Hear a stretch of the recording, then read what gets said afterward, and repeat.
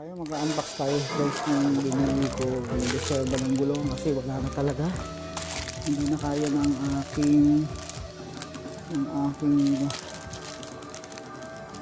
gulong, nakaplat na siya, so papalit na tayo.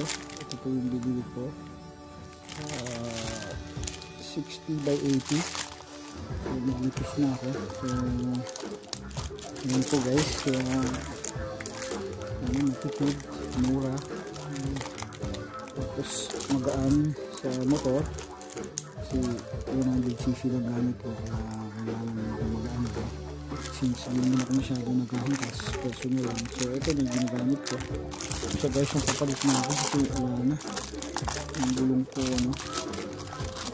flap na ginagawa ko guys, matagal na ito, nakatago na. Yung siya napalitan ko, hindi uli ako nakatago na siya. So ngayon ko lang siya i-unbox ko, okay, diba? Kaya hindi masakit sa gusto, matagal na siya nakatago. So yan, natin na mura lang ko, nasa 345 lang siya.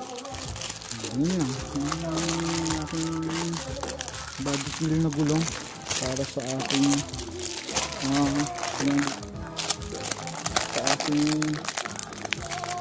motor. Wala naman, hindi mo binadget pera, ito budget lang, budget meal na gulong. Hindi masyadong, pag nagmalaki mahal kulang ko lang 1,000 na, isang peraso pa lang yan.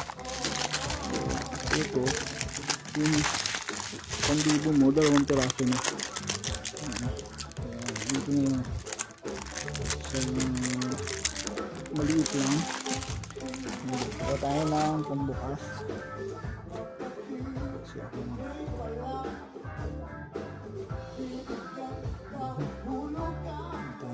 Curves. Silyo. Dilig. Guys. Saan natin? Ito yung gulong ko. Ngayon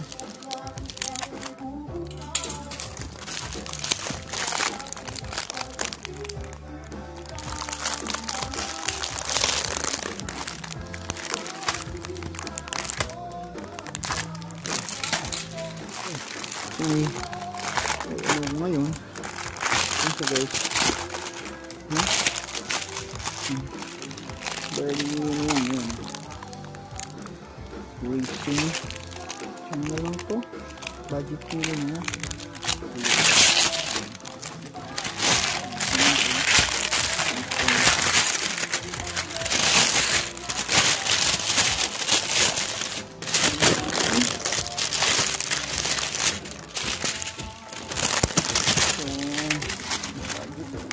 Gulong.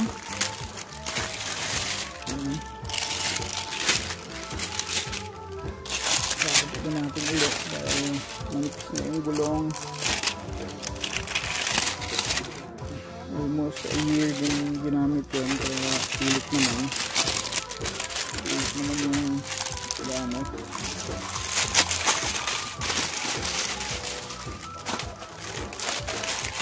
Sulit na sulit.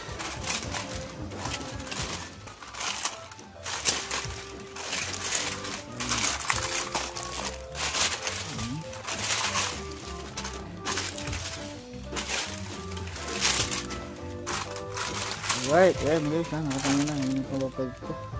Alright, thank you guys.